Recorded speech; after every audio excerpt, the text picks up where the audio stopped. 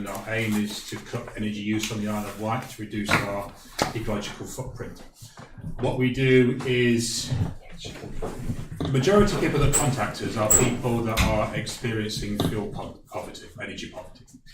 So what we offer them is a bespoke conversation around their individual circumstances, their heating system, how to operate it the most efficiently, how to cook the cheapest, how to wash their clothes, dry their clothes the cheapest. And we also, if they want to, assess their circumstances to see if they would qualify for grants.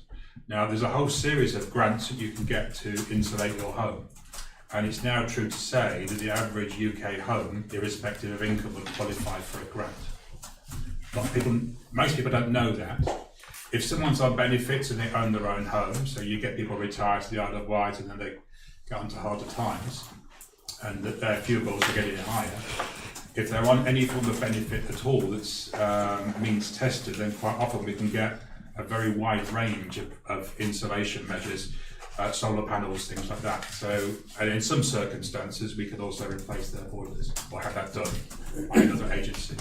So we can try and reduce fuel poverty by looking at opportunities to reduce their bills. We can discuss with them when they can get some water essentials, when they can get a cheaper phone bill, because there's a social tariff with that, when they should go on the priority service register. And we talk about their individual circumstances. If we didn't do that, we could be replaced by just a website listing things to do. But everyone has their own individual circumstances. And if you talk about a different circumstance, people just switch off. Many of our clients are in poverty. They are certainly in a worse situation than they were last year. We're picking up details of more debt than we were last year. We're picking up with more sort of mental health problems and people really struggling than they were last year. Any reserves that existed last year have now gone. And it's not a case of making a choice between heating and eating. People can't afford to do either. So now, as of Thursday, we will be able to issue food vouchers for the food bank as well, because people that come to our door, some of them are in real desperate states. Now, we are operating in Ventnor. I will be here on Thursday morning at our house. We've had several agencies that make referrals to us, and what I'd like to say to people is feel free to refer someone to us and we can then talk to them. We can talk on other people's behalf. So we've had people, they've got a neighbour who's very reluctant to talk to anybody else, and we've talked to the neighbour on their behalf, or someone looking after them, or a parent, or someone's grown-up children. In Ventnor, we have, well, in the Isle of Wight, because that's where we operate, just the Isle of Wight, we assisted over 2,000 people in the space of a year. During that sort of time, we assisted 94 households in Ventnor, and that was consisting of about 207 people, those households were. And people who referred them to us are Age UK, the Health Service, housing associations, 3 of them. Our house, obviously, where people can come and talk to us there. Citizens Advice, Churches, Salvation Army, 2 Saints, Baby Box, the Library Service, and Living Well. You as a council can refer people to us. All you have to do is look at a pink pig, get our phone number or email address, put people in touch with us, and we can give them guidance on how to cut their energy bills. Now, when you're dealing with someone in poverty, it's a bit like thinking about viewing us as a little bit like a food bank, but for energy, because we can help them cut their bills. If you can cut their bills a little bit, so if they can change literally how they dry their clothes, they could save literally about £1.35 a day. Doesn't sound like a transformational amount of money, but it can be very much different. If you look at the end of the month, that can mean several more days with food as opposed to several days without food. It can be transformational in some senses, okay? So there's 94 households that we referred to us. In our discussions with them, if they carried out the guidance we gave them, they would on average save over £330 a year if they undertook what we discussed with them. And we don't make unrealistic sort of suggestions. So if they're in a private rented home, we won't suggest to put cavity wall insulation, because that's not in their power to do that. We only make suggestions where it's in their power to do that. Of those 94 households, 49% of those we were able to buy an appliance for or provide an energy voucher for from the funders that we had. We have very strict criteria in terms of how we can help people by getting energy efficient appliances. So if someone's got a cooker and that's in a one person household and that's how they cook all the time and they cook every single day, it's very energy efficient. If they were to use an air fryer, that would halve their cost. If they were to use a slow cooker, that would take their cost down to about a fifth. So we can talk to them about getting those appliances. If they can't afford them, we can look at getting that for them. The households we helped in Ventnor, if we added all together, all the money that we could have potentially saved each household, all 94 of them, it could have been up to £31,000 if it implemented all those suggestions that we made to them. 6% of those households, the oldest person in the property was 25. 43% were pensioner households, 63% were on benefits, 43% described having a long-term health condition. And of those we helped, 15% of the 94 we got vouchers for, and 34% we got white goods for. And we attended 17 events in Ventnor. And that includes things like our house, the library, and things like that. Any questions before I? Yeah, I've got some questions and I'll open it out. So I think the work you're doing is incredibly important, not only to tackle poverty, but also to give some gesture to bringing down our carbon emissions. I take it from your description, you are engaged in bespoke assessments of what people's needs are, because obviously they'll be different. And again, I just congratulate you on that. My question is those who wouldn't fall necessarily into the category of needing special additional help, those that are more financially independent, or something like that, what kind of service do you offer to them? Because obviously tackling climate change is for all of us. Okay, so we can talk to millionaires, we can talk to people in poverty. So if someone phones us and says what grants are available, some grants are available irrespective of income. We can talk to them about borrowing a thermal imaging camera, because they can borrow one from Black Community Energy, and we can talk to them about how to use that. We do have one of our own bought by Black Community Energy, which we can use as well. Identify areas, like I did one last week, a gentleman who, as you described, a gentleman who owns his own home, there's no issue about income, reasonably well off, will be paying for any measures that he undertakes. He invited us round and we were able to identify 3 areas in his converted loft where there was a lot of heat loss taking place, and there was one area of his wall where he'd had cavity wall insulation put in and that area was lacking, and so he had an area where he could fill that, and we did every single part of his house with his thermal imaging camera, and they were the only 2 areas he needed to do. So we've got 3 areas in the loft, or one wall, one area there. So we can talk to people about what heating systems are appropriate. We can discuss with them, because we're all qualified in talking about energy and that sort of stuff. We can talk about what insulation would be appropriate for each home, and what heating system, because you insulate before you change your heating system, because you have the revised heating system, not the powerful heating system you need now, the one you need when your home is insulated. So yeah, anyone, we would happily talk to, anybody, but those that are less well off need more support. Every time we talk to somebody, we write to them, we put it all in writing, because we fully appreciate that people we're dealing with can struggle to read that. They can show that to their neighbours because they might have similar houses, and they put that away, and then come next October, they might take that out and look at it, and if they don't, they can always phone us again. So, we do offer a broad spectrum of support to everybody.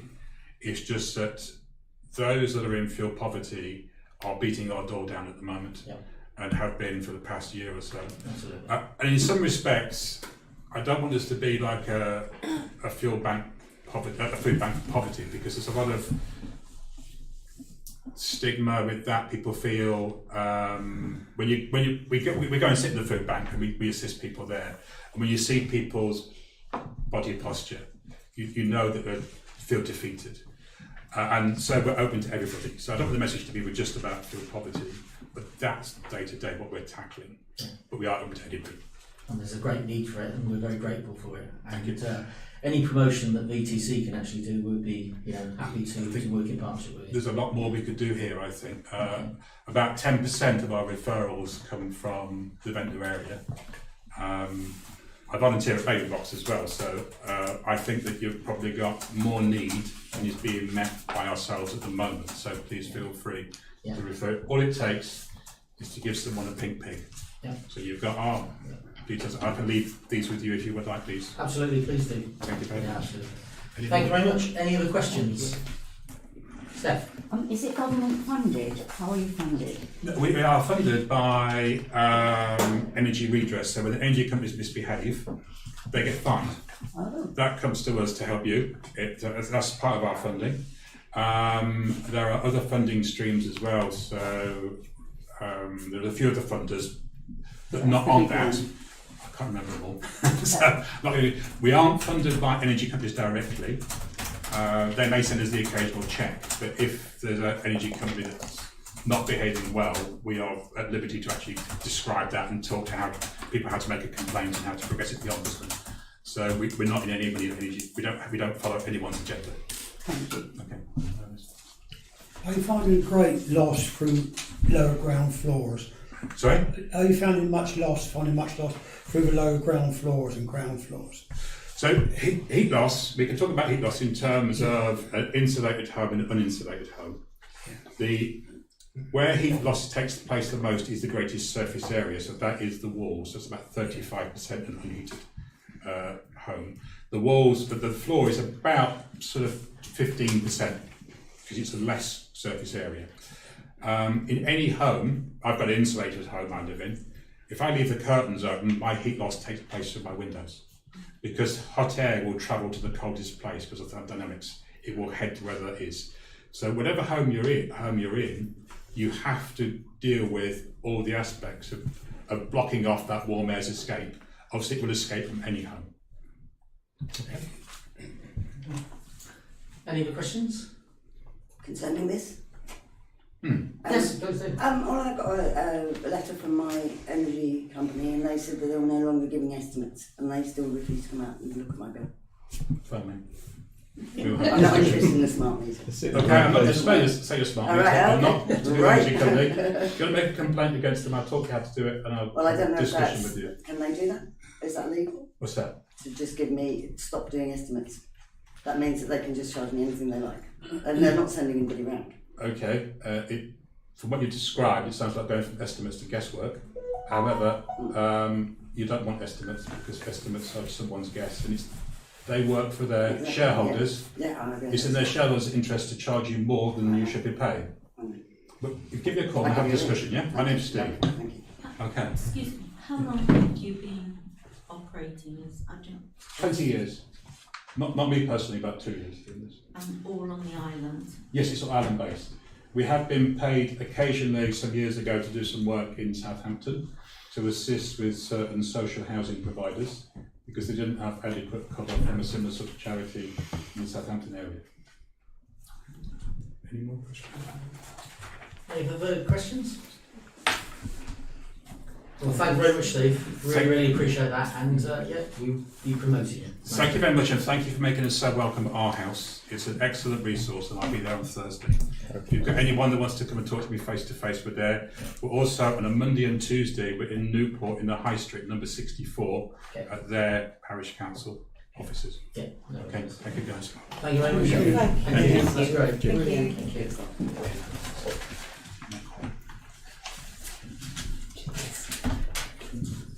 Okay, so on to the agenda, and agenda item number 2. Sorry, I would like to have a question. I thought you meant any more questions. You got a public forum on forum Oh, two. sorry, yeah, Yeah, okay. I'd like to ask what has been done and what is going to be done about Kevin Garlick's untimely death and the way he was stopped from having any treatment when he went to the surgery.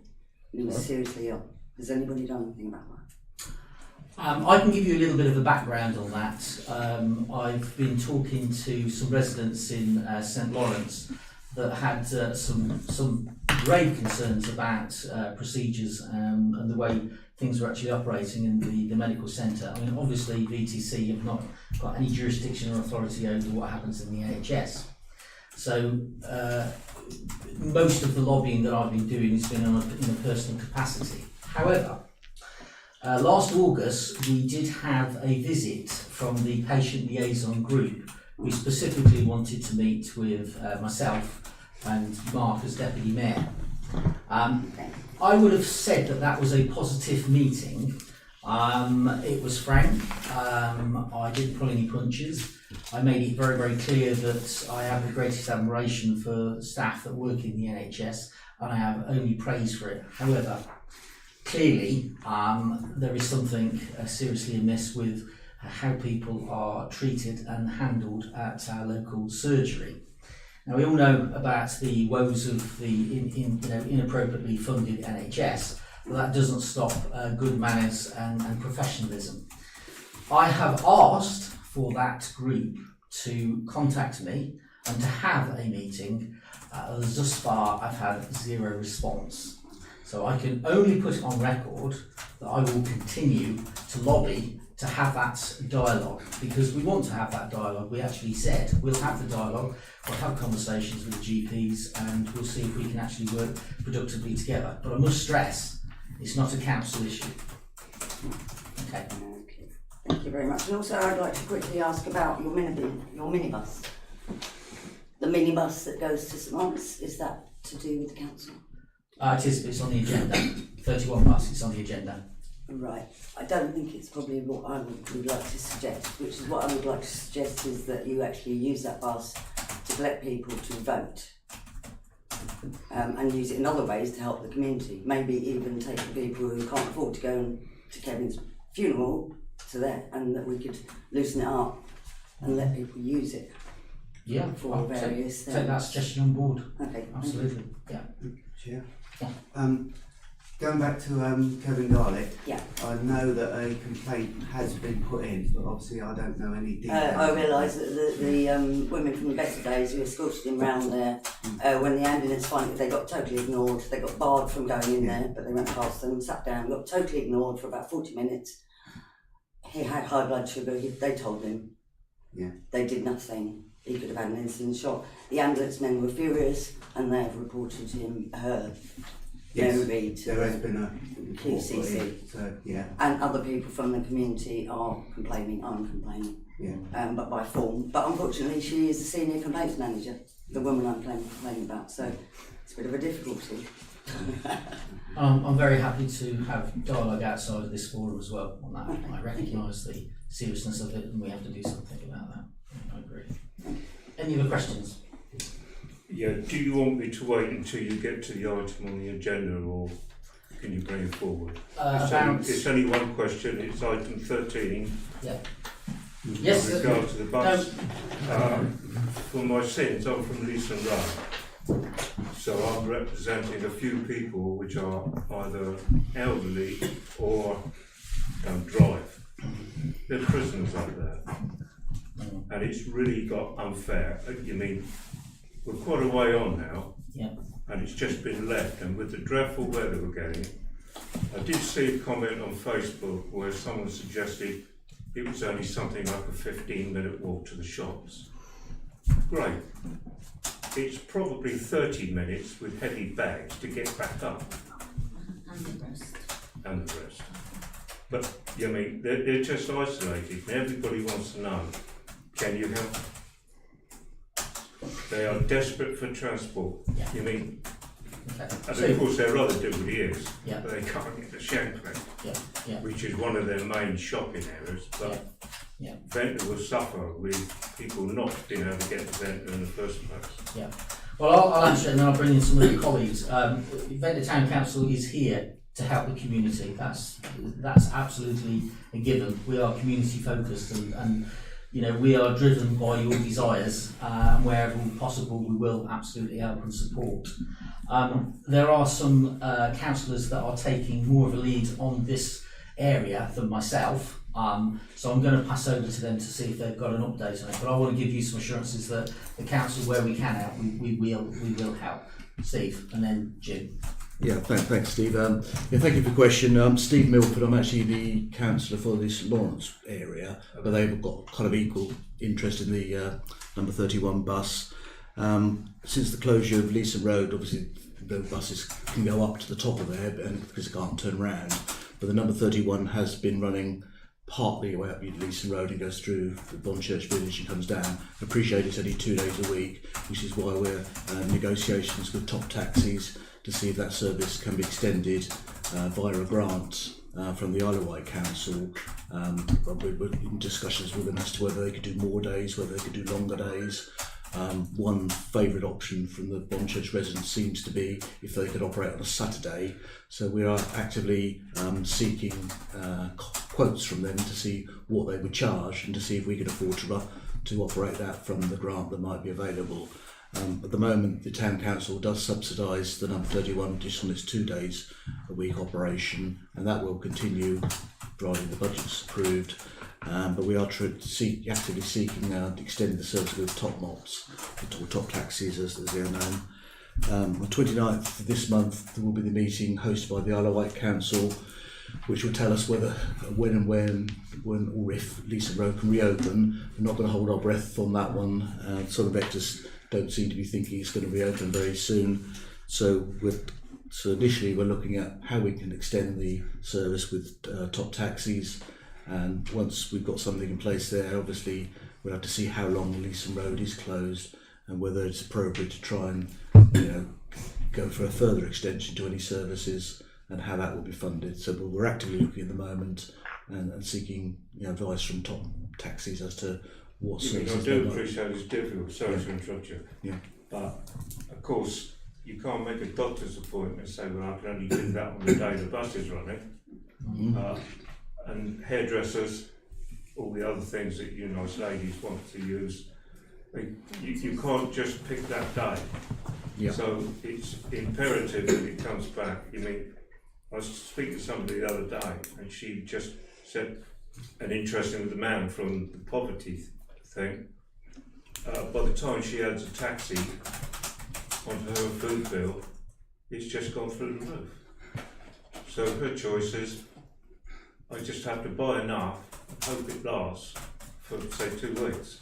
It's only going on a weekly thing. And if she's forgotten anything, she's relying on either a neighbour or she goes there. It's really not fair. Absolutely.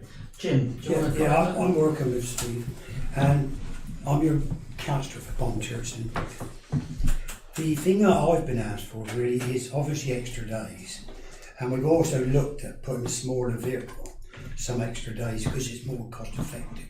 Sure. We're also looking at doing an all-day Saturday service, and at the same time, the general feeling is that we need to put some banners out with a decent sized banner, colourful, and with the bus picture on it, etc., and encouraging people to use it.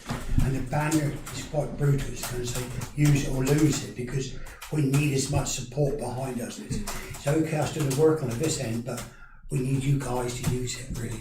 So we are working hard. We've had several meetings and we're just waiting for some costings to come back. Sure. Thank you. Steve. Yeah, just so that obviously we can lobby Southern Vectors to try and get them to run a sort of quick sort of shuttle bus service, but I suspect that they won't be keen on doing that. I understand there's a company or a charity called Optio where you can try and book very cheap travel via their services. As I say, Jim says we're looking at Top Taxis running a smaller bus that might be a bus during the day and a hireable taxi during out of hours. So we are looking at different options, but we are very conscious of the travel transport. The problem is not having, say, one bus a day, or you'd have to have one in the morning, perhaps one in the afternoon, so whoever goes down can get back. Yeah. Otherwise, Ventnor's going to be full of lots of people just waiting until next week. Absolutely.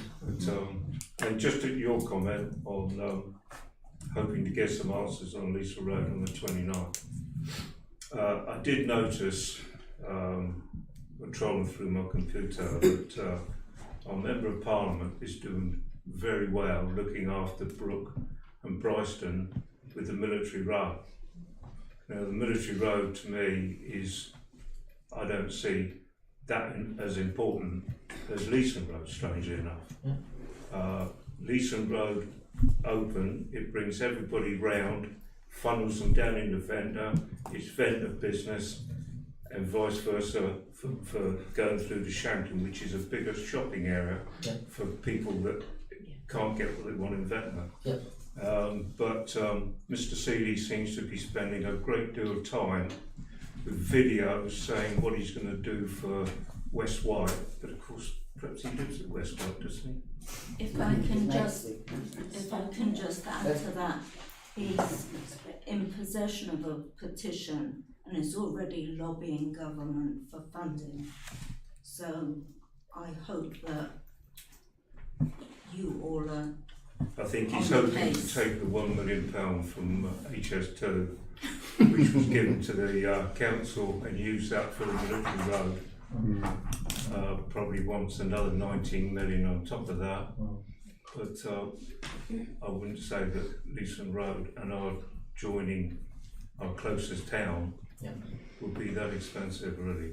But anyway, I hear what That's- I hear what you're saying. I totally agree. There's only 3 roads into Ventnor, and we've lost one major one, and there's another one which is very near my house, on Dewscliff Road, but it's very iffy. It opens up with great regularity. well, it's So going it's, again, it's, isn't it? The it's one up by crucially the church. important. I agree, and it's interesting what you've actually said. I'll go away, and I'm sure other councillors will go away and think about what we can actually do about wresting some funding. Just have a look at Freshwater Council's Yeah. Facebook, Yeah. and he's got video after video Yeah. standing out there explaining what he's going to do. Yeah. And we are going to get ignored, like we did with the Yeah. Undercliff. Understand. I understand. Anyway, so thank Yeah. you very much. That's all right. My pleasure. And that's work on you again, we'll clear off. Thank you very much. That's all right. My pleasure. Any other questions at all?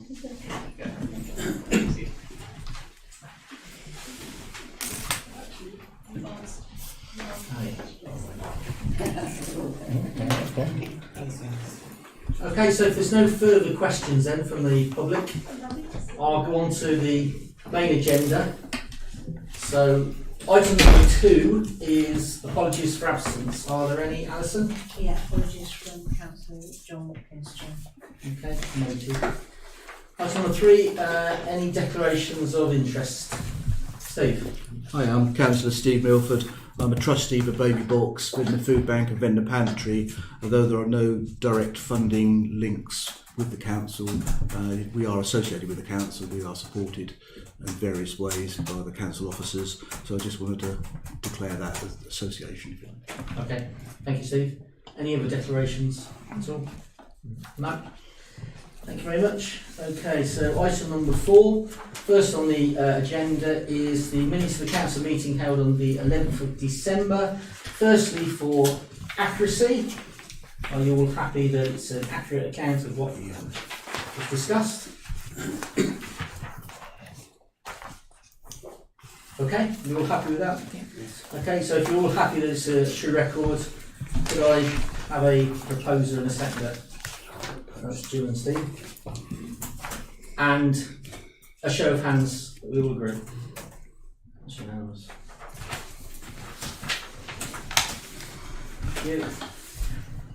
Right, the other items, which is the HR committee meeting held on the 11th, the HR committee meeting held on the 22nd, the planning committee meetings held on the 2nd of January and the 6th of February are for information only, but I'll take any comments if there are any comments.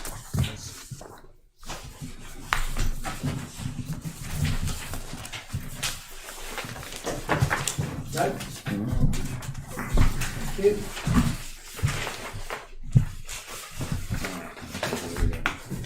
Okay, the next one is obviously just to give you a little bit of a background. Certainly some of the work that we've been doing over the last 8 to 9 months is filling some considerable gaps in policy and procedures within the organisation, and this is part and parcel of the work that we're actually doing. It's to streamline the council, to professionalise it, and to make sure that we're working to the highest possible standards. So these set of policies, codes of conduct are part of that exercise. So the first one is the first draft of the Members' Code of Conduct.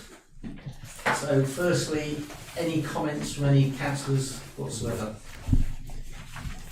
Steve, just to say that the HR committee are recommending this document, and we have, with the smallest of drafting changes, essentially recommended the National Association of Local Councils template. So it's not something that we've written; it is a national document.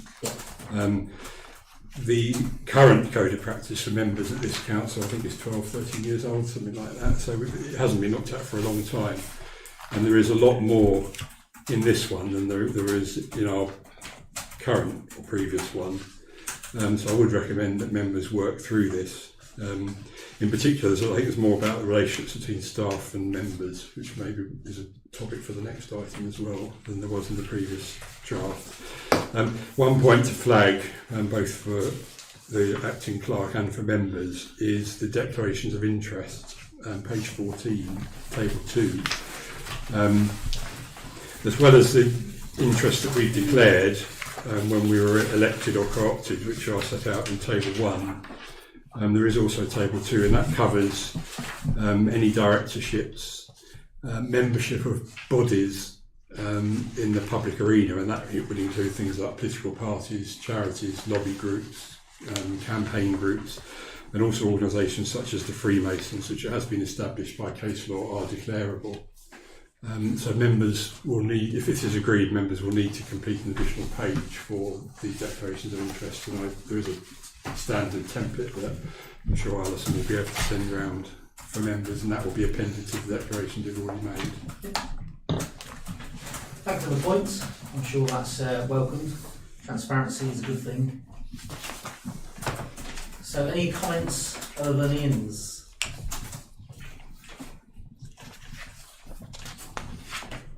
If that's the case, then we need to take a decision to approve. So I've got a proposer and a seconder.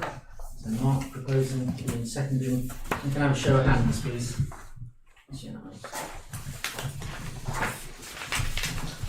Okay, the next one is the Employees Code of Conduct, and for the cameras, for additional information, residents have asked me to try and give a bit of background to such items. We are probably, the town council is a victim of our own success. We have got quite a few employees that other town and parish councils do not have, and that's to our credit because of the types of work that we actually get involved in.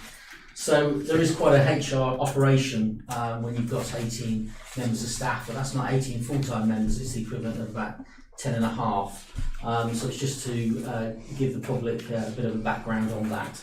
So this is the Employees Code of Conduct, and again, I'll take any questions. It is pretty straightforward. Yeah, I mean, just to say again, Steve, this one is actually a gap. The council has never had, as far as we can establish, a staff code of conduct, which would make it difficult to sustain complaints against our staff, given that we've not made any effort to set down the behaviours and attitudes that we expect from our employees. Once again, we have stuck extremely closely to the national recommended template, which is what you have in front of you. It is worth, I think I would suggest it's worth delegating to the HR committee the task of considering how this is communicated to staff. I think we need to do more than just agree it and put it on the shelf. There are issues, there are sections here dealing with the relationships between councillors and employees. We are collectively, as a council, the employee's line manager. And as in any other business or professional environment, we are expected to pay towards our staff as line managers. So we have a professional relationship with our staff and an impartial relationship with our staff. We don't have personal relationships with our staff.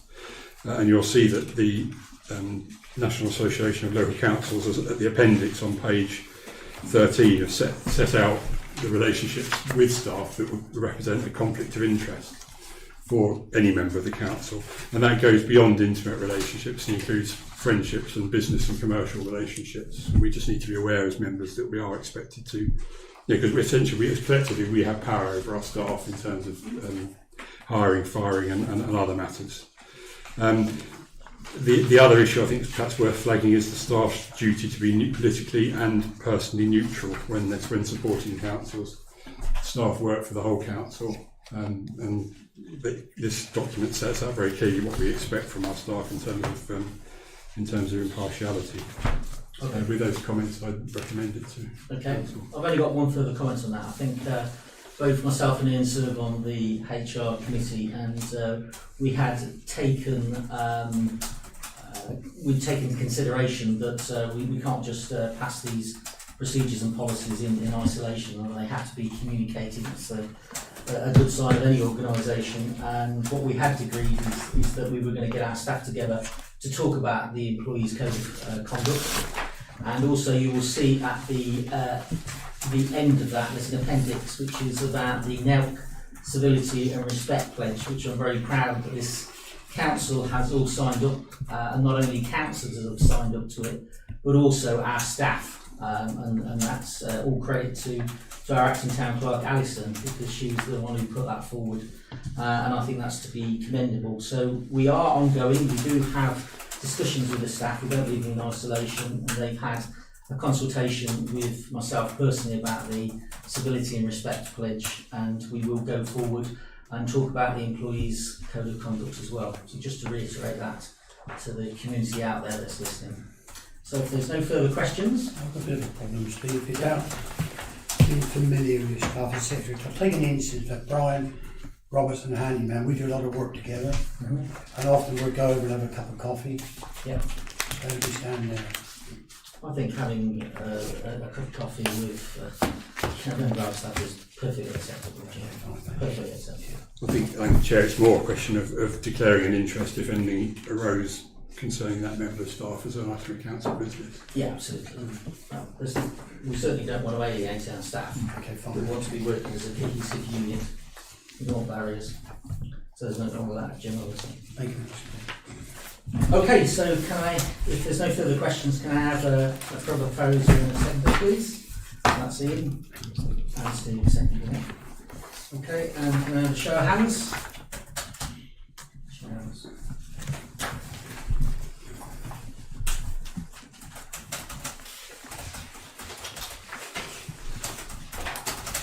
Okay, so the next item is scheme delegation. On this one, I'm going to put Ian on the spot a little bit. I know he commented on the other two, and I'm grateful for those interruptions because they were productive. So, Ian, do you want to describe the amendments that you want to put to this working document, please? Yeah, I think it's worth just. I mean, this is a very important document, and if you search the websites of other councils, you'll find that almost every parish and town council will have one of these. Ventnor doesn't, and that was spotted. That was spotted by some advice the council received as a gap in our documentation.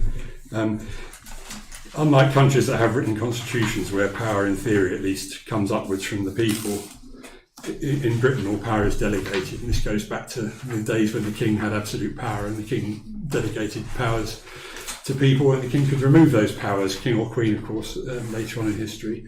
Now these powers come from Parliament, and Parliament gives this parish council powers in various acts of Parliament, which can be removed if Parliament wishes. And all of the power sits with us as a council around this table unless we delegate it somewhere else. So nothing happens in this council unless we delegate the power either to a committee of the council, so both Planning Committee and HR Committee do have some powers, and indeed the Community Fund Committee have powers that are delegated from this council, or if we delegate Alison and her team powers. And this document sets out the powers that Alison and her team have to act away from council meetings, and that's why it's important. And I would recommend members, if you have a quiet afternoon, to just taking the time to work through it. I mean, it covers the sorts of things you'd expect. I mean, obviously the clerk and her employees are here to keep the council running between meetings, and they're able to exercise line management and the management of our assets within budgets and so on. And that's what this document sets out. And it also gives the clerk some exceptional powers if emergencies crop up, including the power to spend money beyond budget if there is, if there are emergency circumstances. One of the things that we have been keen on the HR committee to tighten up on is the issue of payment of invoices, in particular the fact to make sure that the council only pays for things that have been procured in the correct way. And the correct way is that that either a committee of the council or a delegated authorised member of staff agrees to do something, and then the staff go out and either purchase whatever has been agreed or obtain a contractor to do the works that have been agreed. And you'll see that in 3.3 on page 4, we have been clear that the town clerk is able to settle any invoice that is addressed to the council, and is not empowered to settle any invoice that is addressed to any other person. And that is just to be crystal clear that the council will pay bills that come into the council. It's not the council's job to pay bills that are sent somewhere other than the council's offices. And in discussion with the mayor, there are some extra words that we are suggesting that members consider adding into 3.3, and I've given Alison, or the chair, has a copy, but I'll just read it out. It's just an additional sentence. Authority to settle invoices is only delegated where the purchase or works have been authorised in advance by the full council, appropriate committee, the town clerk, or another appropriately empowered member of the council staff. So what we're saying here is that the council will pay bills when the council's agreed in advance to do that work. It's not the council's responsibility to pay bills that are handed to it, where any other person acting effectively unlawfully has procured works, and that would include any one of us acting individually, because as individual councillors we don't have authority to commit the council spending, and that's a safeguard really for both the council and the public, and we are suggesting that we add those words into the section 3.3. Other than that, I mean, I do think it is worth a read, and it sets out the clerk's responsibilities in areas like personnel, events, publicity and urgent actions and so on. And it's something really we should have had a long time ago, but at least we're resolving the issue now. Thank you, Chair. Okay. Well, the additions that Ian has put forward, I totally support. Any questions around the table? Okay, there's no questions. Could I have a proposal and a second, please? Jim and Phil. And a show of hands, please.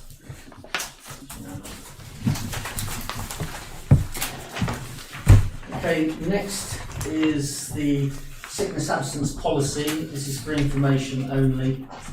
We have powers on the HR committee, so it's just for information really, but if there are any questions. Just to say, Chair, this is another gap that was identified. We haven't had a sickness absence policy. I mean, it sets out how the council deals with both long-term absence and with recurrent short-term absence. It's based on policies from 4 or 5 other town councils that we saw as best practice. Yeah. Thank you very much. Okay, item number 5 is the finance report.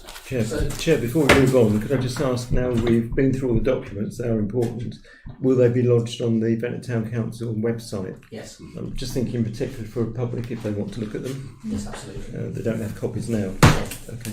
Absolutely. Thanks, Phil. Okay, going on to item number 5, that's the finance report. Gareth. This is your kind of bi-monthly report showing that the payment reconciliation has been done. That it lists the payments that have been made over the last couple of months. It states your current level of reserves, and it also contains a budget monitor. And just open to any questions anybody may have on it. Having the budget in May is the next item on the agenda. Any questions at all? I'll leave mine to the next item. Sorry, Chair, I do just have a question. Gareth, can you tell us what the 7,500 covers for the beach safety? Is that just for the 2 persons for the 4 months or whatever the period was? It was reduced to 7,500, it says. The budget was reduced to 7,500, but as you'll see, the spend against that was, as we discussed at previous meetings, was quite a bit more, because the season for the beach safety was extended. Can I just come in on that, Chair? I think as a general point, it is worth noting as background to the next item. We have, as a council this year, had some favourable variances on staff because we've had some vacancies. But if you look down the sheet at all the red items, you can see that we've more than spent, the money we saved on staff, we've more than spent on other things. And there are some quite big red items there. Some of those are things that we ought to have budgeted for last year but didn't. The beach safety that Councillor Mrs Toogood raises is something where unanimously I think the council decided to run the beach safety just for July and August last year when we had our budget discussion, and yet somehow the staff were recruited for a much longer period.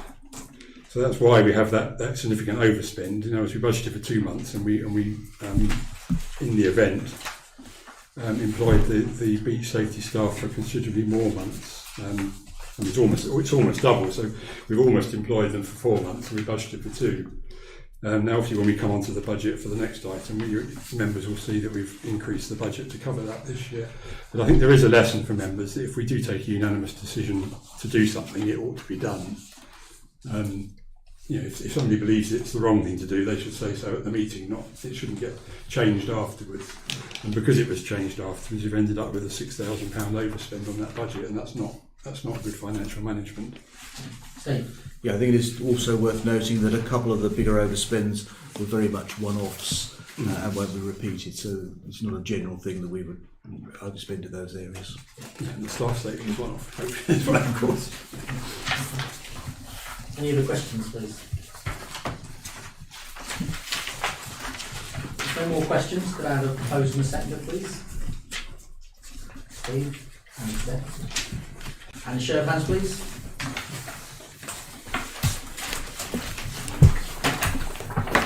Okay, Gareth, the budget 2024-2025. You've all had the paper, and it's got a well-trod path over the last 3 or 4 months. But we have moved on. At one point, we were predicting a far bigger increase in the council tax for next year than what's in the current paper. I think the paper is really self-explanatory. Present figures before you would result in an increase in the Band D council tax for next year at 11.2%. But you may make changes this evening which could change that. So I'll just leave it open for debate. Well, I've got a couple of comments and then I'll open the table up. I mean, again, just for the public and for the public that's viewing, the additional budget line of £10,000 for one-off electrical works at Ventnor Park. Did you want to just pad that out? I mean, I know what the story is, but do you want to say where that has arose? I think Jim was more familiar with the nature of what needs to be done. Basically, the Fringe had a problem last year with cables running everywhere, generators running everywhere, and fuel, which is always a problem. Yeah. So we're looking at supplying a new cable, basically underground everywhere. So we haven't got leads following everywhere, but we got this £10,000, but we haven't got the prices for it yet because so much is for the Fringe and so much is for Ventnor Town Council. So it's got to be very cleverly split up. I did actually email Nigel tonight, ask him where he's been sick and he's on holiday. Does he like me to meet the Fringe and get a wish list from him to move this forward a bit? I think the most important message here is we're doing the work because we have to. There's a safety aspect here, isn't it, Jim? Yeah, oh, very much so. I mean, we haven't got a certificate of for the electrics whatsoever, so it's very important we bring it up to date. Yeah. Very important. Thanks very much for that. You're welcome. The insurance, I mean, there's an increase of £3,000, but again, it's fixed for 3 years and insurance has gone to be, terribly, so I think that's pretty much self-explanatory. Yeah. The one thing I would ask for is the IT bill greater than anticipated. Why is that? Do you know why? No. From what I can see, insufficient budget for the IT requirements that we've got. Yeah, I mean, Chair, as you know, when you and I have been through this in some detail with Gareth and the Deputy Mayor, and there are a number of issues where we under budgeted last year. And IT is one of them. The library is another where we had under budgeted expenditure, and there is some under budgeted expenditure on some of the salary related items as well. So to some extent this year we're having to make good shortfalls from last year. And obviously there's the money for the very worthwhile projects in the park as well that is included. I take it you're including Ventnor Library for that because that was an insufficient budget as well. Yeah, I mentioned the library. Insufficient budget, it was a failure to accrue for expenditure in the whole year. Both, wasn't it? Same thing, yeah. Whereas 10,000 failure to accrue and 3,000 insufficient budget. Okay. Can you just give a little bit more detail on St Boniface Fields, the 3,000 insufficient budget after allowing for business rates? What's that? I think that basically that we're overspent because no provision was made for the level of business rates that are payable on that land, which we've now had to build in. Okay. So that's we're dealing with decisions that were made last year. Okay. I think the other thing I just wanted to flag up is the Wellbeing Cafe. I know that residents certainly send me a lot of emails about the Wellbeing Cafe. What the potential overspend was, it's because that a prominent member of staff there was on long-term sick and we had to cover it. It's just one of those things. Any other questions on the budget, please? Just a quick one. I'm looking here that we've got a budget for the 31 bus and it's a reasonably healthy budget. But given the situation we've got and the conversations we had earlier, is it worth our while considering maybe having that extended slightly, given that we were going to, and I know we haven't spoken to them on the 29th yet, but it is looking like this road closure is a fairly long-term issue. So is it worth sort of building something into the budget that would account for transport up to that neck of the woods? Well, I'll open the table. I mean, I'm very sympathetic, Dave, obviously, because I know there's a real need there, but where's the money going to come from? Yeah. And if we make provision for that, we're going to be, hoiking up, the precepts by an awful I know, lot, but I do think we need to have the conversation. Yeah. I think that's a worthwhile conversation, if I'm being honest. Okay. Steve? Well, for those who haven't got the budget papers in front of them, the proposal is that the town council spends £12,000 subsidising the number 31 bus, but we get 4,200 back from the usage of that. That's via the council and concessionary fare scheme. So it's just under 8,000 current debt subsidy. There is £10,000-ish grant available from the Isle of Wight Council just as a one-off that would fund additional services, so it couldn't go to fund this shortfall anyway, but actually fund additional services. But you can see, I guess, from that a net £8,000 buys us 2 days a week service. So if we were to, I'm not quite sure how far the 10,000 grant will go. So we haven't got any quotes yet back from the company, and it might be quite favourable what they could do for a bit more money. But it's a perfectly legitimate observation to say, when we were looking at the budget and putting it together, we didn't know what the situation ongoing with Leeson Road would be, and we still don't, but it does seem increasingly likely that somebody is going to need to put money into running extra services up there. We can ask the town council, we can ask our MP if he's got any rabbits he can pull out of the hat for us, but one way or another, I think somebody's going to have to spend more money on that number 31 bus. Yeah, I mean, just on that same point, I mean, I can remember when the 31 bus was a fairly new project, and the projections we had as a council when we agreed it would almost break even on the passenger numbers. And the problem we've had is the passenger numbers have never been anything like the amounts that were originally forecast. Councillor Milf was right that it's sort of 3,000 a day. It's 4,000 a day net. But that only works for an extra day if you get extra passengers for the extra day. If you end up running the service and you get the same passengers spread over the 3 days, it's actually £6,000 a day. And that illustrates the scale of the problem, really. And I think we need to know as a council from the best information we can get as to whether the Leeson Road thing is very short term, medium term, or a long term problem before we commit money to it. Are you going to take general comments, or are you just after questions at the moment? I'll take general comments as well. I mean, just to say on the council tax, I mean, as you'll know, Chair, a number of members are unhappy with the nearly 17% increase figure that we had in front of us at the first draft stage. Not least because there's a cost of living crisis, inflation is falling fast, And I think the other councils around the island that I've seen are all looking at single-digit increases. And you and I, with Mark, have been through the figures with Gareth in some detail, and it's good news that we've managed to get the increase down to 11%, partly by dropping some of the smaller items like the town crier, which many of us didn't feel really were justified to spending money on, and also by more sensibly budgeting for the costs that we've got in various areas. We do have the advantage of the one-off staff saving, particularly in business development, where the post is currently part-time. And by using that to cover the cost of the Ventnor Park electricals, you've obviously managed to bring the council tax increase down considerably, and I think that's a very wise thing to have done. Yeah.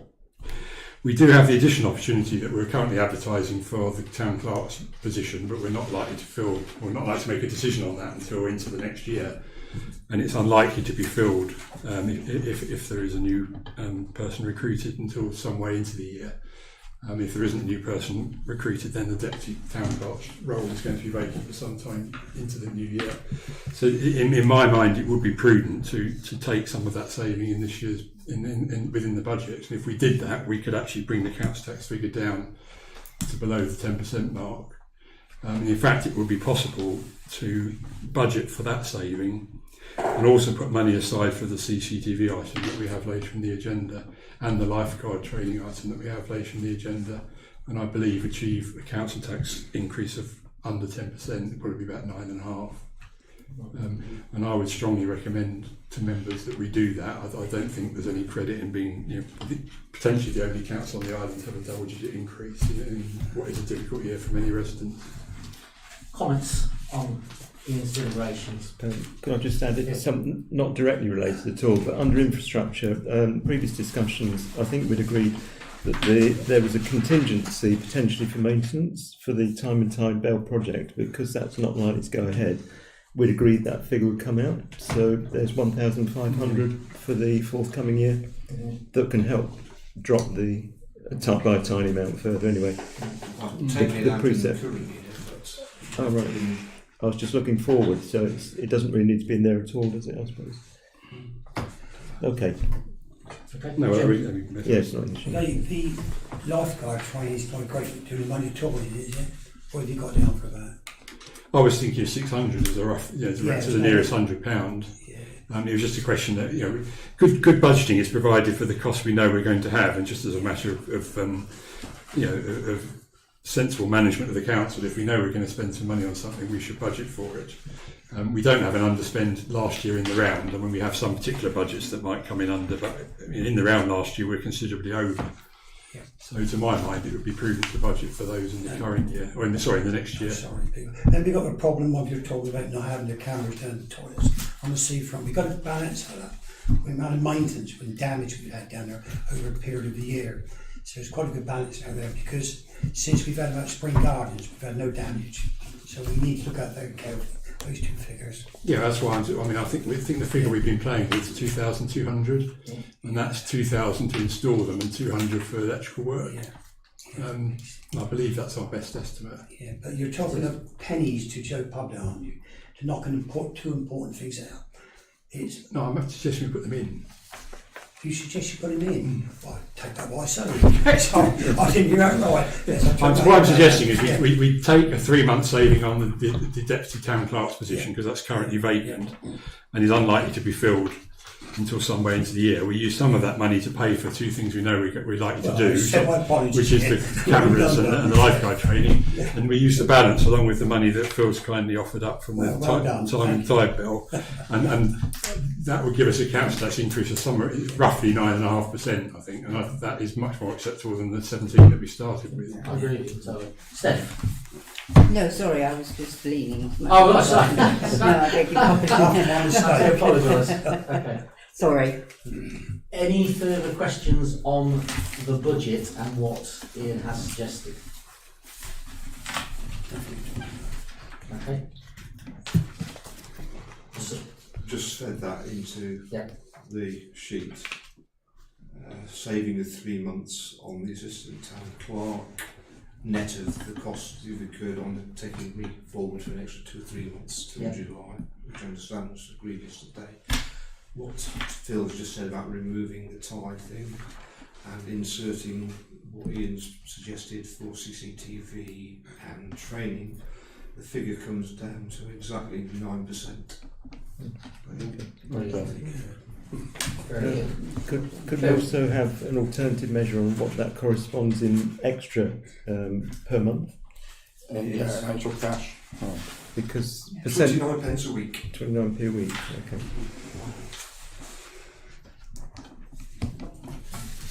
That's for a bandy tax. That's a 20 times, yeah. Extra. Yeah. Extra, yeah. So what's the actual preset payment then? Figure for the preset would come down to 475,717. That's across your whole tax base. So a bandy property is paying roughly how much? An extra 29p, but that takes it up to what? Current bandy is £170.57, and 185.90 would be next year. The £15 a month roughly. £15 a month. £15 a year. £15 a year. Yeah. But obviously, what residents pay is a combination of the Isle of Wight Council, which is looking at I know.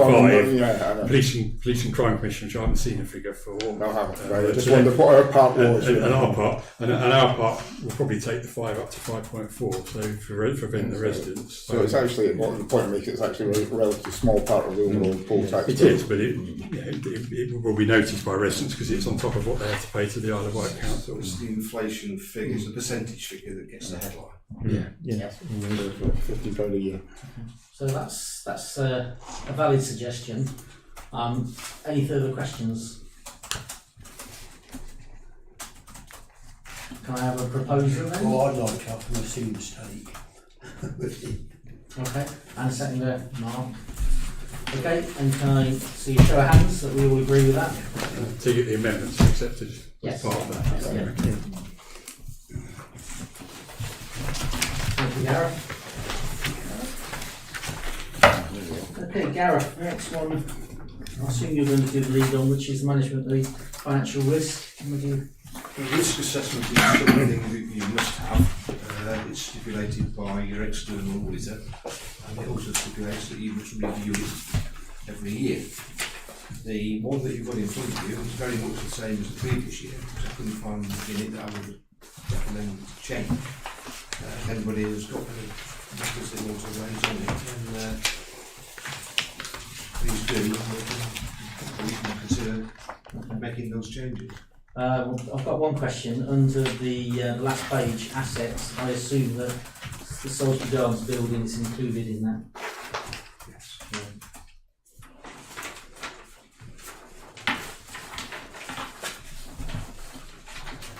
Well, my only question there is that it's obviously Gareth's confirmed that Salisbury Gardens is included in that.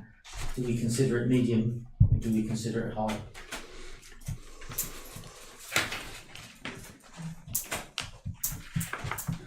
Bearing in mind, I mean, it's a fantastic building and it's a great legacy from our former town clerk, but it is an expensive building to maintain. And that's my only question. Do we want to leave it as medium risk or high risk? Also, Steve, are there any empty rooms at the moment? Are there all the rooms let? I'd have to refer that to our town clerk, actual town clerk, Alison. And what was that then? Are all the rooms let? Or have we empty rooms in the Empty building? rooms then. Sorry? We've got empty rooms. We have. Yes, 3 empty rooms right So now. that sort of makes a more of a cost, doesn't it? Our income drops more than the building falls to bits, yeah. I think, Chair. Sorry, Steffi. No, I finished. Thank Yeah, you. I think high risk. That's what I Given think. the potential maintenance costs, if everything was done fully. Yeah, that's what I think. Mark, yeah. I definitely think I would. Any other comments? Steve? Yeah, obviously these are very sort of identifiable, practical issues that we have to deal with on a day-to-day basis. and worry about. But the whole issue of climate change, landslips, instability around Ventnor is absolutely inherent in the whole sort of history of the town. And I think at some point, not necessarily tonight, but we are going to need to build in sort of risk factor. What do we do if there are further major landslips? The current landslip isn't resolved, and there are identified needs of residents that we have to deal with. This has obviously hit us over the last couple of months. We fortunately haven't had any sort of financial impact at the moment, but we could very easily do. So I think we need to start thinking about that in the coming months. Great comments there. Can I back that up? And I'll just call it resilience in general, isn't it? Financial and also results of climate change. So perhaps we can have a discussion around resilience in the future, not tonight. Yeah, I agree. Yeah, absolutely. Any other comments on the risk assessment? No? Okay, so with that one change, the buildings to go to high risk, if we're happy with it, can I have a proposal and a seconder, please? Phil and Steve. And show of hands, please.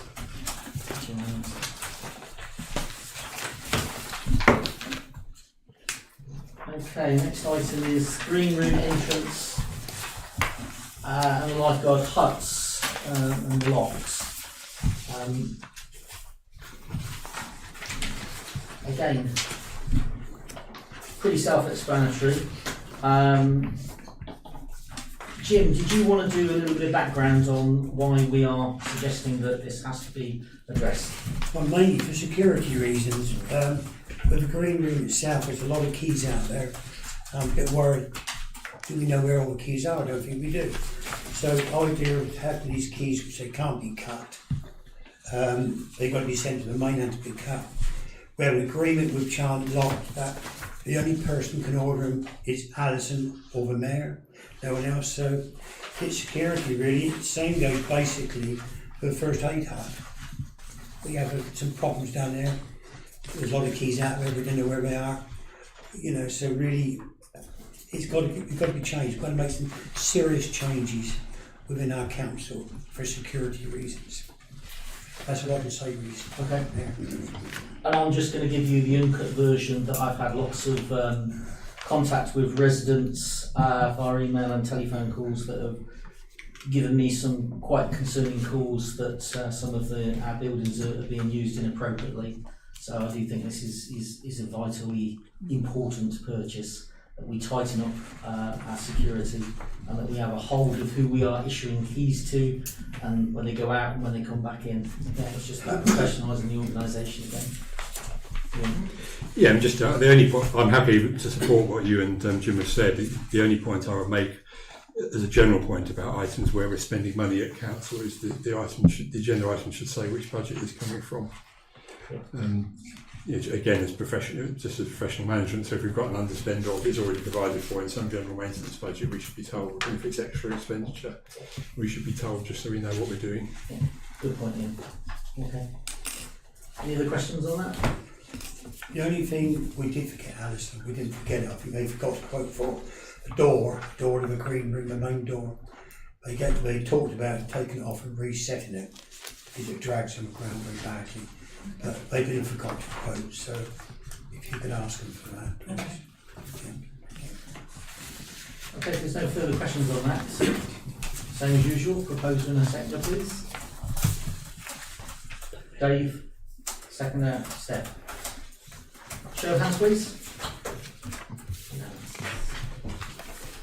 Okay, the next item, I hope not to put you on a spot here, but it's the lifeguard course, and I just wonder if you'd like to give an overview on that, Steph, because you've done all the sourcing and... Yes, okay, that's fine. I'm quite excited to say that our two beach safety officers approached us and said that they would like to become lifeguards.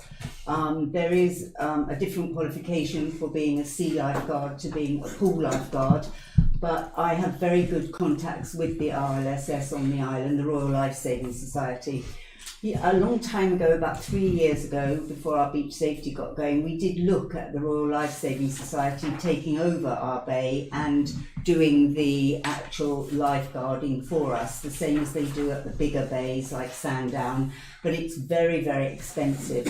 So this, in actual fact, has worked out very, very well because the two people, Beth and Jack, want to do the course. And the course is available in April. It's very low cost. It's £280 per person. And for that, they will become qualified lifeguards, so they would be able to go into the sea. I would like to qualify that and say that they are such good lifeguards that a good lifeguard, if you say to them, how many rescues have you done? The answer should be none, because you will see it before it becomes an emergency. And they're very, very good at that. They see it and they advise people and they talk to parents and they, talk to children as well. So in actual fact, it is a very good thing for us to have. We get a lot of excellent publicity for our bay because it's small and it's got character with stones and boulders and shingle and everything. It's not bland at all, our bay. It's very, very interesting, but it also is quite dangerous, some of the tides that we have. So I think that it will be a huge asset, and I think that we will get written about in the fancy papers like the Times, which is what we do now, but it'll be even better. So I think it's the best use of just under £600 that I could have ever thought of. Thank you, Steve. Okay. Yeah, I'm perfectly willing to actually support this motion. I only have one concern. Does our current insurance cover the extra lifeguard course? I'm sorry, I can't answer that. I'm sorry, I didn't bother you with the details. They will become a member of the Royal Life Saving Society for 2 years within that cost, and that will protect them from any malpractice. That will protect them individually or anything like that. However, we should look at our bulk insurance and just check, because the example that I was given by the RLSS, should there be an emergency, which meant the inshore lifeboat came round to collect a passenger, an injured person, and they had to go on that boat and they went further than 3 miles out to sea, they would need insurance from our policy. Mm-hmm. It's a very unlikely scenario, but the RLSS did recommend that that was looked at. Okay. Does that answer it? Yes, thank you. Okay. Any questions at all? I've only got a statement to say that I think that what Steph has said is absolutely right. I think if you've got lifeguard cover, it does enhance and it does attract more families to that particular area. And obviously, as an employer, a responsible, honourable employer, this is about investing in our employees in CPD. But for any residents out there that are concerned about expenditure, we are going to put a caveat of that we will pay for this training, but obviously if those diligent employees decide to not take up their duties within a certain amount of period, that they would actually pay for their training back. So that's just to qualify that we're trying to be as responsible with taxpayers' money as we possibly can. Okay, if there's no further questions, we'll take a vote on it. So proposed and a seconder, please. Jim and Phil. And show of hands, please.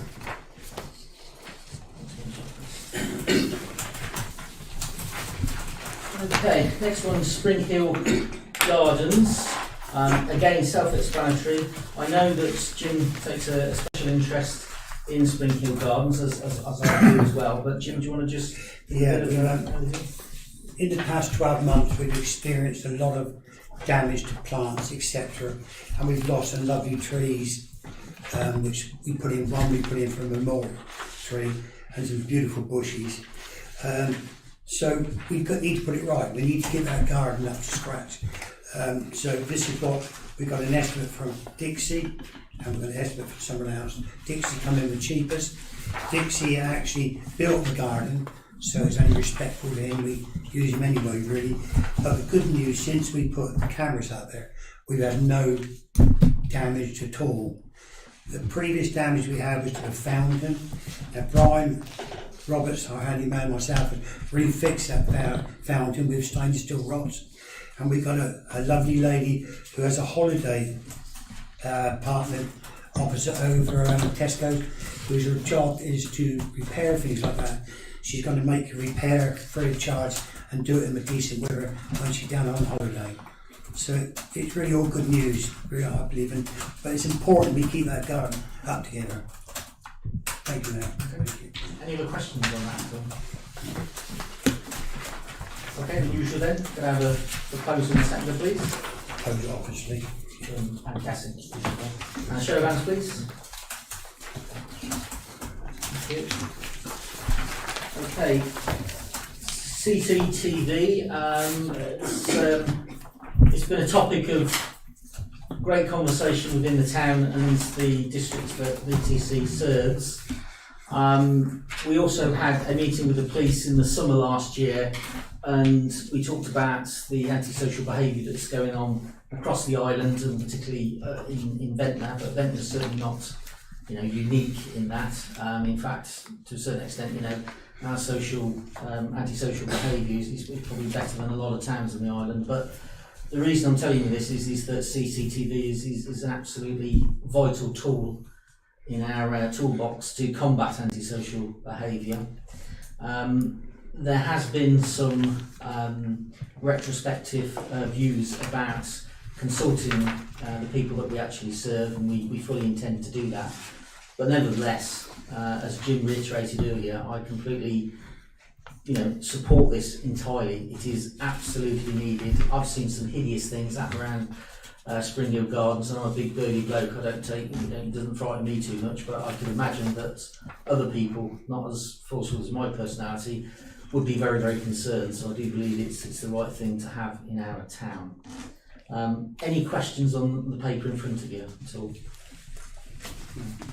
Well, just to add to, I agree with the comments you've made and that Jim made earlier about the benefits of CCTV, but we also need to recognise that we are a local authority. We do need to do things in the proper way. Yeah. And it is important when we do projects that the council has formally agreed to do them, and that we follow the steps that we're required to follow as a council. And members can see from this report that there are, as the chair has said, some gaps currently in where we are, and in particular there is a requirement for us to have a publicly available policy that sets out how we will manage the system and what happens to the images that we collect, who has access to them, how long they're kept for, and what avenues, what process the public have if they have any concerns about anything that's filmed there that is beyond the remit, because the remit is about stopping crime and vandalism. It isn't about any other potential use. Anything that's caught on film of any other nature is beyond our concern. And we do need to close those gaps, and what this report does is recommend that when we meet again in April, we have a fully worked up policy that deals with all those issues. Absolutely. Totally support all of those comments. Any other questions? Okay, if there's no questions, could I have a proposer and a seconder, please? Ian and Steph. And show of hands, please. Okay, the next item is about frequency of meetings. Just to recap, VTC used to meet monthly. There's a legal obligation to meet at least 4 times a year. Other councils have different periods of meetings. Some meet 6 times a year, some meet every month. We used to meet every month. I'm a great believer in less is more. So we decided that when our former town clerk retired, that we would have bi-monthly meetings. That's not to say that we're disconnected, because this council has a lot of committees and a lot of working groups, and to be perfectly honest, that's where the work is actually done. These are, I wouldn't say the set pieces, but certainly all the work is done to inform our decision. So we're proposing that, we're going to debate whether we want to revert back to monthly meetings or keep the arrangement that we've got in bi-monthly. My recommendation, my steer is to keep it at bi-monthly, but I'm just one councillor. I'll open the floor. Chair. Yeah, Mark. Yeah, I totally agree with you on those comments. I think the bi-monthly meetings are working well at the moment.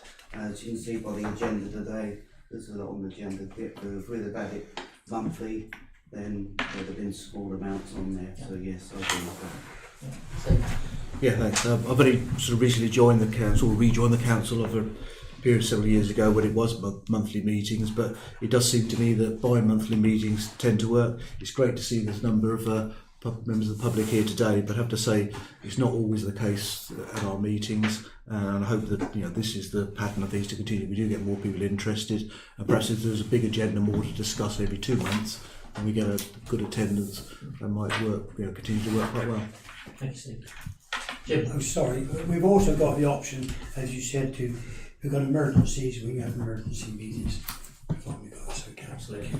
Steph. That was going to be mine, with the proviso that if anything is time sensitive, we can have an extraordinary or Absolutely. Yeah. Okay. Yeah, that's cool. Yeah. Yeah, I mean, as a related issue, I mean, the only challenge, if you like, with bi-monthly meetings, well, one is to make sure the meetings aren't too long. I think tonight's the longest agenda that I've seen on my time on the council, but it looks like we're going to manage it within a reasonable time. And the other is to make sure that our decision-making arrangements between council meetings are fit for purpose. And it might be worth something members looking at, reflecting on whether the current arrangements we have for dealing with stuff between council meetings are fit for purpose if we're going to have less frequent council meetings. Because it may make sense to have properly empowered committees that can deal with things, so that all 11 of us don't have to meet to deal with something relatively small. You wouldn't want to do urgency council meetings to deal with some maintenance issue that crops up that needs £1,000 being spent. That's something that a committee ought to be able to deal with. So it may be worth us as members having that conversation. Yeah, great. Okay. Any other comments or questions? Okay. The usual then. Could I have a seconder, a proposal and a seconder, please? That's Jim and Phil. And show of hands, please.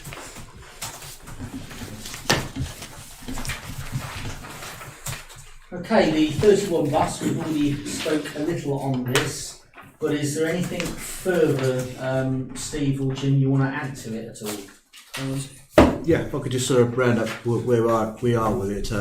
There is an Isle of Wight Council grant of between £10,000 and £15,000 available. That is our immediate focus, to see what top taxis could provide. And we're literally, hopefully, within days of them coming back to us to say this is the extra we can do. I think then we'll be in a position to know what sort of extra services we can provide. We can't rule out the fact that Southern Vectors might want to do something in this area. Bob Seeley might come up with something, you never know, that we could tap into, and also the Isle of Wight Council might have further grants. So there are sort of options available to us to keep on pursuing the development of that service. It's absolutely right, though, the councillors mentioned the usage is key. Everyone will say, yeah, we want a bit of service, but we do have to sort of encourage the usage of it once we get it up and running, however it develops. And I'd like to thank Councillor Logan for sort of at least raising the possibility this council and others might need to provide further support to keep that vital service going in the future. In the longer term, as the service develops, we might be looking to see what other providers are interested in providing the service. At the moment, we've just talked about top taxis, but if it's a bigger operation, then others might be interested in operating it. And also the residents of St Lawrence themselves have raised the possibility of, in the longer term, developing a charitable trust similar to what they've got on the West Wide as an alternative way of providing these services. So we're on the ball in terms of looking at the options and are very keen to get something better going as soon as we can. Yeah, Steve's done a lot of work on this because he has, and we're having the committees as well. The signage is important, we need to get the signage in the right place. And I understand from Steve that the Isle of Wight County Council will pay for the signage. Okay. Thank you. Any other questions on that? Because this is for information only. Okay, well, just leaves me to thank Steve and Jim for spearheading this. And just to say that, we don't expect all of the responsibility just to fall on you two. We are a collective, but thank you for being the lead contact and taking us forward. It's greatly appreciated. Thanks.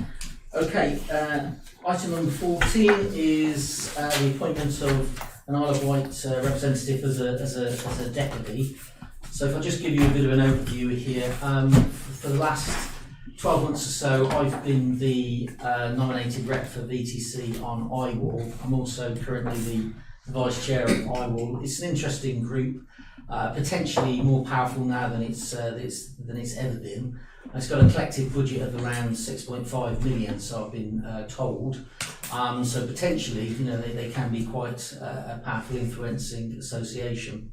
I'm very keen for IWAL to work productively, partnership working like I am in every sphere of public life with the Isle of Wight Council, and we've had some very productive, interesting conversations, certainly with the CEO and the leader. I am the voting representative, but obviously I can't always make all of the meetings, so it's quite important that we have a deputy. So we can take a vote now, or we can have an alternative arrangement, which would be some sort of job share. What I do want to reiterate is that every one of us is entitled to attend those meetings. It's not just about me or Julie, it's about anyone that can actually attend. The only difference that I have is that I have a vote. That's it. But you are all welcome to attend. So it leads me into a scenario where I just say, can you show who you would like as your representative? And I do believe that Alison has something to say on this matter also. Okay, so take nominations. Obviously, I want Steph to do it. Nominating Steph, okay, that's a valid nomination. I'll nominate Mark to do it. Okay, so there's 2 nominations which you can see on there. So this juncture, do I ask you to say something about Councillor Watkins? Yeah. Councillor John Watkins has expressed that he would like Steph in post. He sent an email, but it cannot actually come. The vote cannot come to the meeting because it's by email, not in person. Understand. But I have noted it. Yeah, thank you. Okay, well we've fulfilled that because John wanted that now, so we've done that, but we understand that he's not here, so that's not a valid vote. Okay, so basically what I need to do now is ask for a vote for Steph. That's 6. Okay, and a vote for, well, actually 6. That's it. All right. You are. Yeah. You ought to take the vote just for Okay. Yeah. Okay. And a vote for Martin. Okay. So you have been voted in. Congratulations. Okay. Thank you.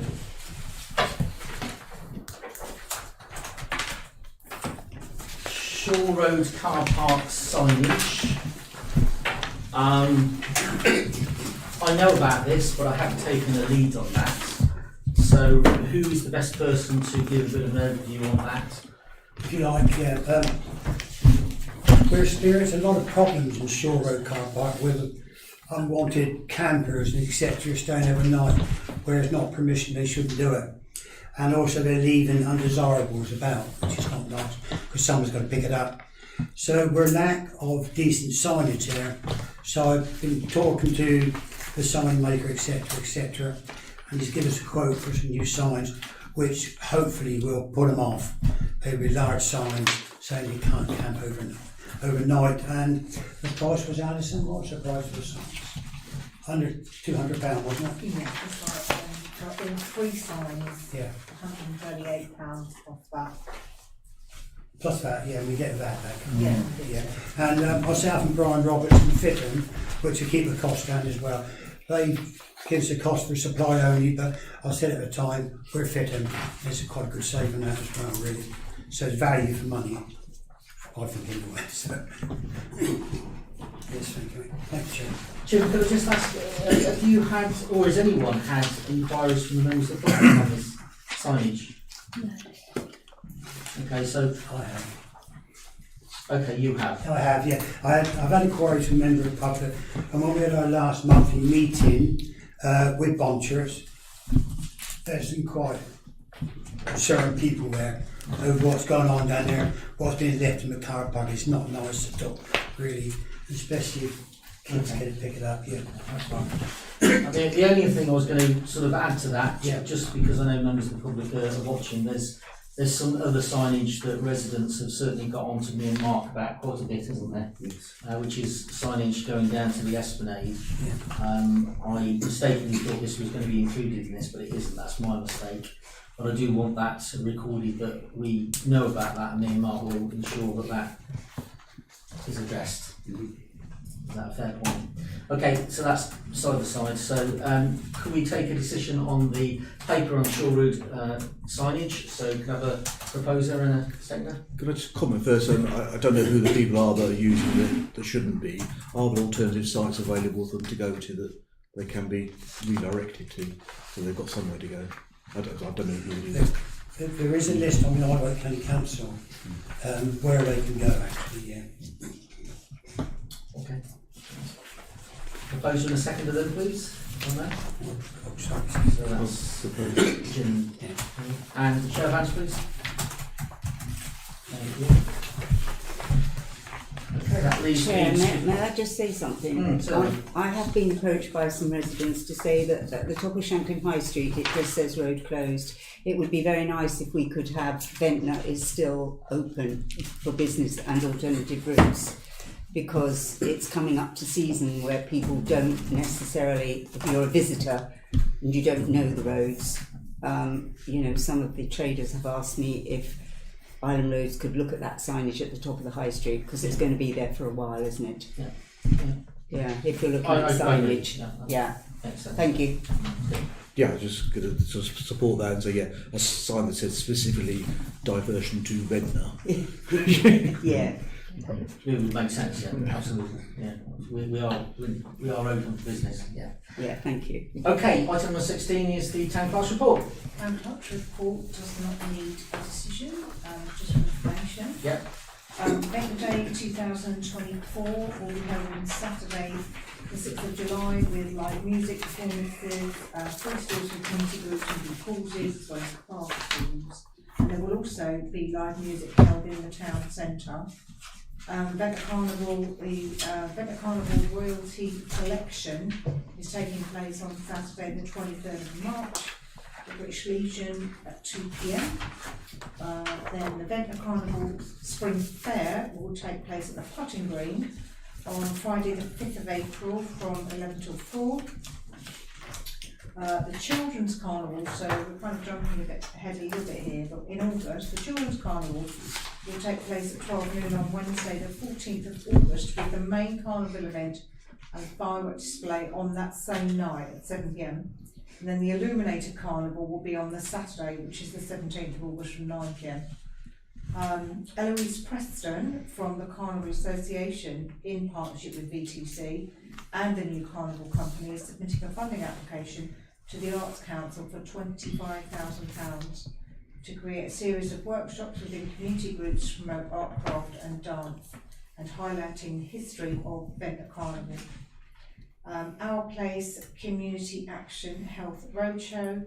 The event took place as usual at Our Place at St Catherine's Church on Thursday the 25th of January.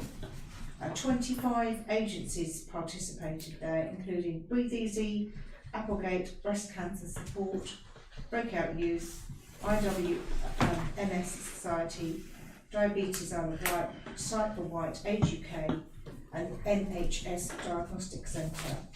And there were 4 of our regular agencies there: Citizens Advice, Footprint Trust, Living Well Early Help, and Veterans Outreach, Queen Isle of Wight, Smoke Free Island, Bernardo's, Ventnor's PCSO, and Beat Policeman, Baby Box and Ventnor Community Shed.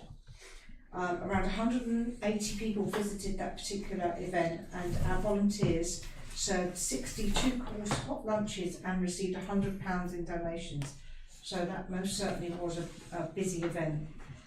The next monthly Our Place event on the 4th Thursday of every month from 10:30. Dates for the diaries are the 22nd of February, 28th of March and 25th of April. And there is a weekly hot 2-course lunch served as part of Ventnor Town Council's Warm Space Initiative from 12 noon every Thursday. And our team of volunteers have served over 1,000 lunches since we launched Warm Spaces just over a year ago. That's something that the Town Council should be really proud of. Wellbeing Cafe, the group recently went on a trip to Ryde for shopping and fish and chips. The lunches on Tuesdays and Fridays are proving popular and the washing machine is well used. The group is planning a reminiscence session, a trip to Shanklin and to Ryde, and a tie and dye session. Ventnor Cricket Club, Tony McCarthy, our Community Development Officer, has been invited to the Cricket Club's AGM to talk about the community work that Ventnor Town Council do and how we might work more with the club. The McNaughton Howe Festival, Tony and I are going to meet the new chair of the festival, Christine Larkham, to establish how the Town Council can better support and promote this autumn event. And Dentaid. Dentaid is a dental charity working with Hampshire and Isle of Wight Integrated Care Board to deliver dental care to members of the public who are exempt from dental charges across Hampshire and the Isle of Wight from February 2024.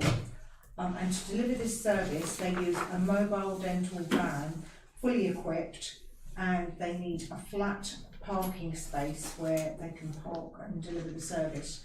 So, as discussed at the recent Assets and Services Group meeting, it was agreed to provide one of the coach bays in Dudley Road car park for this very welcome service to residents who may be struggling to access dentists.